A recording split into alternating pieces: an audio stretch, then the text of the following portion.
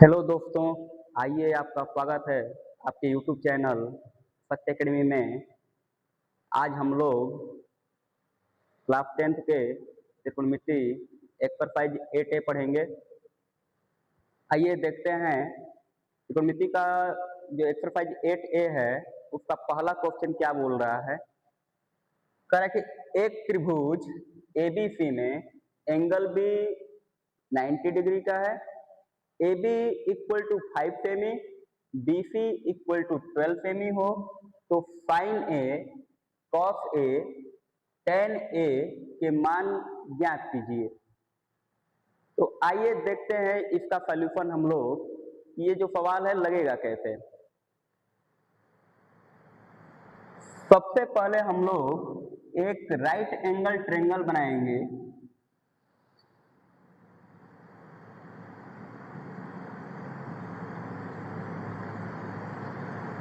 Right angle triangle का नाम दे देते हैं ABC। सवाल में बोला है कि जो एंगल बी है ये कितने डिग्री का है, तो 90 डिग्री का है। एंगल बी जो हो गया 90 डिग्री का हो गया। AB 5 सेमी दिया हुआ है, BC 12 सेमी दिया हुआ है। AC हम लोग निकालेंगे। AC निकलेगा कैसे, तो हम लोग जानते हैं कि राइट एंगल ट्रायंगल में समकोण के जो सामने की भुजा होती है वो कर्ण होती है, और पाइथागोरस प्रमेय जो होता है हम लोगों का क्या होता है,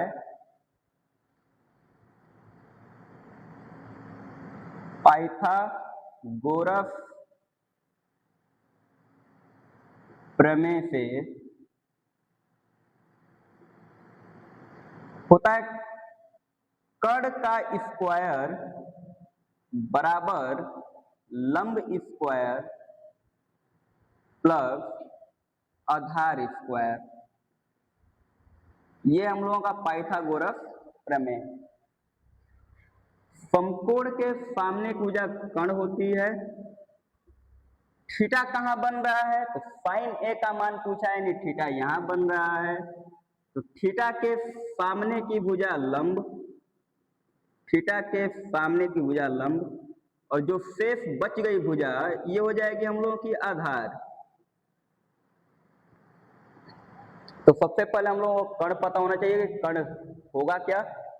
आइए देखते हैं, कर्ण निकालते हैं। कर्ण का स्क्वायर बराबर लंब का स्क्वायर। लंब है क्या चीज, तो 12 सेमी, तो 12 का स्क्वायर प्लस आधार 5 है तो 5 का स्क्वायर। 12 का स्क्वायर होता है 144 प्लस 5 का स्क्वायर होगा 25। ऐड करेंगे इसको तो ये हो जाएगा 169। अब ये क्या हुआ हम लोगों का, तो ये है कर्ण का स्क्वायर। अगर कर्ण हम लोग निकालें तो अगर इधर से स्क्वायर हटेगा तो इधर वाली संख्या रूट में चली जाएगी 169, यानी कर्ण जो आएगा हम लोगों का ये आएगा 13 सेंटीमीटर। 169 का जो स्क्वायर रूट होगा वो होगा 13। अब हमको कर्ण मिल गया 13 सेंटीमीटर।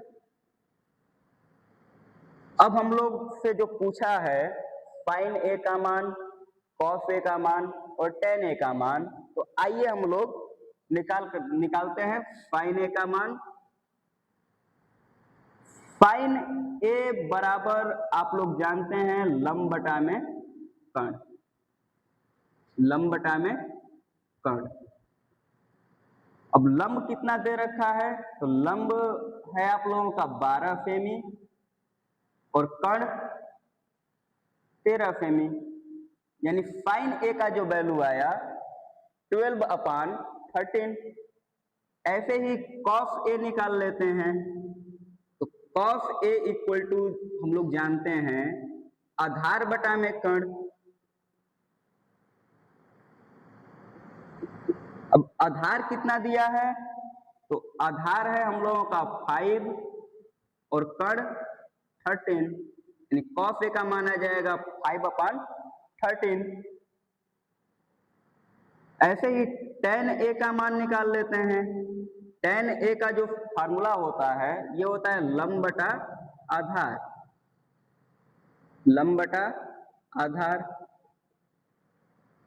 लंब कितना दे रखा है, तो लंब है हम लोगों का 12 और आधार है हम लोगों का 5, यानी tan a का मान हो जाएगा 12/5। एक्सरसाइज 8A का अगला क्वेश्चन देखते हैं हम लोग क्या कह रहा है। तो कह रहा है कि त्रिभुज ABC में कोण B समकोण है, भुजा AB बराबर 4 सेमी तथा BC बराबर 3 सेमी और CA बराबर 5 सेमी हो तो sin A, tan A, cos C तथा cot C के मान ज्ञात कीजिए। तो आइए इसका सॉल्यूशन देख लेते हैं हम लोग। सबसे पहले तो हम लोग एक राइट एंगल ट्रायंगल बनाएंगे।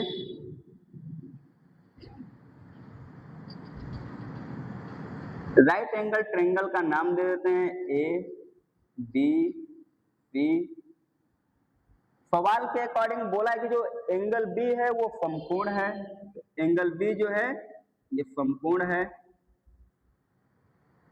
AB इक्वल टू 4 सेमी, BC इक्वल टू 3 सेमी और CA इक्वल टू 5 सेमी।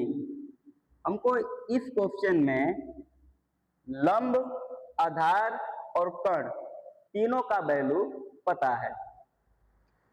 तो जब तीनों का वैल्यू पता है तो देखते हैं हम लोग से पूछा क्या है उसका मान निकाल देते हैं। राइट एंगल ट्रायंगल के सामने की भुजा कर्ण, एंगल कहां बन रहा है, यहां पर थोड़ा ध्यान दीजिएगा कि हम लोगों से पूछा है sin A tan A, तो sin A tan A के लिए तो थीटा A पर बन रहा है, थीटा A पर बन रहा है। तो थीटा के जो सामने की भुजा है ये हो जाएगी लंब और ये हो जाएगी आधार। किसके लिए, तो जब थीटा A पर बन रहा है तब की बातें हैं ये। तो हम लोग जब थीटा A पर बन रहा है तो हम लोग निकाल लेते हैं sin A। sin A क्या होता है, तो लंब बटा में कर्ण, लंब बटा में कर्ण। लंब का काम कौन कर रहा है, तो यहाँ पर लंब का काम कर रहा है BC। क्या कर रहा है, BC। और कर्ण का काम क्या कर रहा है, तो कर्ण का काम कर रहा है AC। अब देख लो BC का वैल्यू कितना है, तो BC दिया है 3 और AC 5, यानी sin A हो जाएगा 3/5। अब निकाल लेते हैं tan A का मान। तो tan A equal to formula क्या होता है, तो लंब बटा में आधार, लंब बटा में आधार। लंब क्या है, तो लंब है BC, आधार AB। BC दिया हुआ है 3 और AB हम लोगों का है 4, यानी tan A का वैल्यू आ जाएगा 3/4। अब थोड़ा सा ध्यान दीजिए इसके आगे कि अभी तो एंगल जो बन रहा था A पर बन रहा था, तो लंब ये था, आधार ये था। लेकिन cos C और cot C के लिए जो थीटा है हम लोगों का C पर बन रहा है, तो C पर बन रहा है थीटा, तो थीटा के सामने की भुजा लंब ये हो जाएगी और आधार ये हो जाएगी। अब हम लोग आइए cos C और cot C का भी मान निकाल लेते हैं।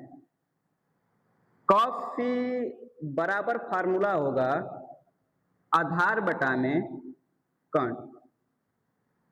आधार क्या है यहाँ पर, तो आधार है BC, कर्ण AC।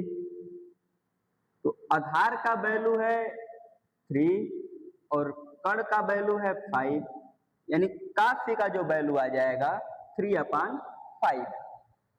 फिर cot C निकाल लेते हैं, तो cot C का फार्मूला हो जाएगा आधार बटा में लंब। आधार कितना है, तो आधार है हम लोगों का BC, लंब क्या है तो लंब है AB। BC का वैल्यू 3 और AB का वैल्यू 4, यानी cot C का जो वैल्यू आएगा ये आ जाएगा 3/4।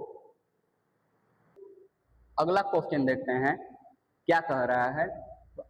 अगला क्वेश्चन आप लोगों का बोल रहा है कि त्रिभुज PQR में कोण P समकोण है यदि PQ equal to √3, PR equal to 1 तथा QR इक्वल टू 2 हो तो sin Q, cos Q, tan R, sin R के मान ज्ञात कीजिए। तो चलिए देखते हैं हम लोग। सबसे पहले तो हम लोगों से एक त्रिभुज की बात किया है, तो सबसे पहले हम लोग त्रिभुज बना लेते हैं। और कौन सा त्रिभुज है? तो त्रिभुज है हम लोगों का समकोण त्रिभुज। नाम दे देते हैं PQR। अच्छा, सवाल में क्या बोला है कि जो एंगल P है वो समकोण है, यानी 90 डिग्री अगर यहाँ बन रहा है तो यहाँ पर क्या होगा? P होगा। यहाँ पर दे देते हैं Q और ये हो जाता है R। यानी हम लोगों का जो त्रिभुज है PQR में जो एंगल P है वो समकोण है, यानी एंगल P क्या 90 डिग्री बन रहा है। अब समकोण के सामने की भुजा कर्ण ये हो जाएगी। थीटा कहाँ बन रहा है? तो साइन Q और cos Q के लिए थीटा यहाँ बन रहा है Q पर, तो थीटा के जो सामने की भुजा है ये हो जाएगी लंब और ये हो जाएगी आधार। अब क्वेश्चन में PQ का वैल्यू कितना दिया है? तो PQ है हम लोगों का √3, PR 1 और QR 2। इसमें भी हम लोगों को लंब, आधार और कर्ण तीनों का वैल्यू दे दिया है। तो हम लोग चलिए जो पूछा है उसको निकाल लेते हैं। चलिए पहले हम लोग निकालते हैं साइन Q। साइन थीटा का जो फार्मूला होता है वो होता है लंब बटा में कर्ण। यहाँ पर लंब का काम कौन कर रहा है? तो लंब का काम कर रहा है PR और कर्ण QR। PR का वैल्यू है 1 और QR का वैल्यू है 2, यानी साइन Q का जो वैल्यू आ जाएगा 1/2। फिर ऐसे ही cos Q निकाल लेते हैं। cos थीटा का जो फार्मूला होता है ये होता है आधार बटा में कर्ण। आधार क्या है यहाँ पर? तो आधार है Q, कर्ण QR। PQ का वैल्यू √3 और QR का वैल्यू दिया है 2, यानी cos Q का जो वैल्यू आ जाएगा √3/2। अब फिर से देखिए यहाँ पर एंगल चेंज हो रहा है। Q के लिए तो थीटा यहाँ बन रहा था, लेकिन R के लिए थीटा कहाँ बनेगा? तो R के लिए थीटा यहाँ ना बन करके R के लिए थीटा यहाँ बनेगा। अब थीटा के सामने की भुजा लंब, यानी R के लिए लंब ये हो जाएगा और आधार ये हो जाएगा। राइट एंगल के सामने की भुजा कर्ण होती है और कर्ण कभी बदलती नहीं है। लंब और आधार आपस में थीटा के अकॉर्डिंग चेंज हो सकते हैं। चलिए अब निकाल लेते हैं tan R का वैल्यू। tan थीटा का जो फार्मूला होता है ये होता है लंब बटा में आधार। लंब क्या है? तो लंब हो गया PQ, आधार PR। PQ का जो वैल्यू है ये है √3 और PR का जो वैल्यू है ये है 1, यानी tan R का जो वैल्यू आ जाएगा ये आ जाएगा √3। sin R निकाल लेते हैं ऐसे ही। sin R का जो फार्मूला हो जाएगा ये हो जाएगा लंब बटा में कर्ण। यहाँ लंब का काम कौन कर रहा है? तो यहाँ लंब का काम PQ कर रहा है और कर्ण QR। पी क्यू का वैल्यू √3, क्यू आर का वैल्यू 2, यानी साइन आर का जो वैल्यू आ जाएगा ये आ जाएगा √3/2। तो अगर आप लोगों को कोई भी समस्या आती है किसी भी सवाल में तो आप लोग कमेंट करके पूछ सकते हैं।